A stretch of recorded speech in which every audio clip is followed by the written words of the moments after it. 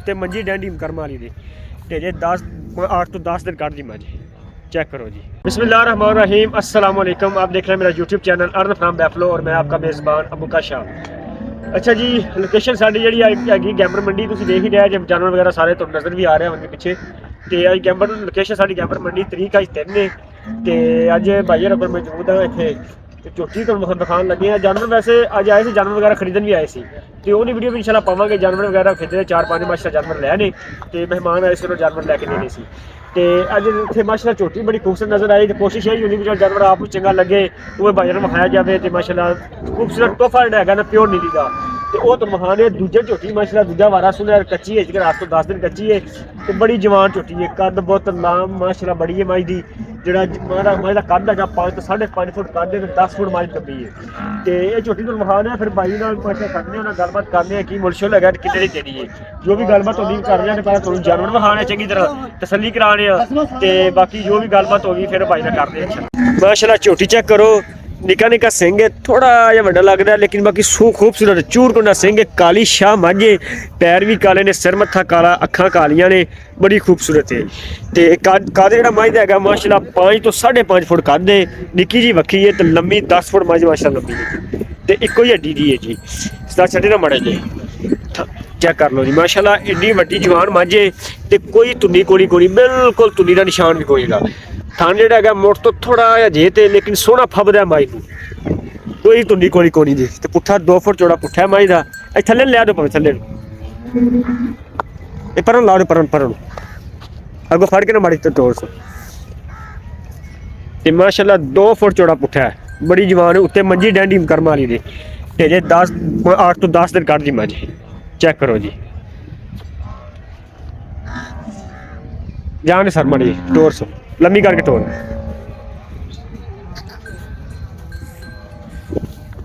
ते प्योर नीली का तोहफा है माशाल्लाह। दूजन झोटी है, दूजा वारा सुने एड्डी वड्डी जवान घट ही लभदियां ने कर्म वालियां। लै सर लै चल, कोई धुन्नी कोली कोनी कोई कुछ नहीं। तो ये मझां होंदियां ने कर्म वालियां जेहड़ियां मैदान मारदियां दुद्ध करदियां ने कोई 20 सिर 22 सिर दुद्ध। तो बाकी जाहरी गल है लिबास नाल ही है, कद सैट नाल ही हुंदा कि अगे वजूद नाल ही है जी। मझ को लिबास भी चंगा है माशाल्लाह, कद कार चंगा है, खून चंगा है, वजन चंगा मझ का सारे पासों माशाल्लाह पूरी है। तो निक्की जी वक्खी जानवर माशाल्लाह भाई को काफ़ी सारे आए हैं लेकिन इस टाइम जी खूबसूरत मझ जी दूजन झोटी है जी तो सोहनी लगी आप दिल में चंगी लगी तो यही इसलिए वीडियो बनाने लगे भरावां तुहानूं भी विखाइए जी। अच्छा जी भाई ने गलबात करें। अस्सलाम वालेकुम जी। लाला थोड़ा उच्ची बोलिया, शर्मांदा को पे है, थोड़ा उच्ची करके बोले। वालेकुम सलाम जी। नाम दस्या अपना? राणा शहबाज। अच्छा लाला जी की लोकेशन है अपनी, मेन लोकेशन कितों दी है? जिला राजमपुर। ते जेड़ा तोहफा लैके आया ये किनवा वारा सुने मज ने? दूजा वारा सुने। ते केड़ी जू दी है, केड़े इलाके दी है? राजमपुर दी। नीली दी है, प्योर नीली दी। ते दूजा वारा सुने गारंटी नाल? यार मज तो माशाल्लाह जवान लगी, लगदा तीजा सुने ने दूजा ने, पक्की गल है? थोड़ा उच्ची बोली आसो। पक्की दूजे ने। ते किन्ने दिन कट दी है? 10-12 दिन कट जाएगी। ठीक हो गया, ये 10-12 दिन माशाल्लाह कटेगी तो बड़ी जवान मज कर्म वाली तो थलो माशाल्लाह फट्टे मेली खली है तो अगे उसका डोडा भी चक्की खली माशाल्लाह। चेक करो जी हज तक मज ने को 8-10 दिन जो करने ने तो थलो चंगी लिबास बन जाएगा, चंगी खुली बन हो जाएगी। तो सर की दुध रिकॉर्ड है तो कि इंशाल्लाह करे 35 लीटर का करेगी पहले मज? यार पहले मजा किदों 20 सर कर दियां ने घर दी मज पक्की गल है? ठीक हो गया जी।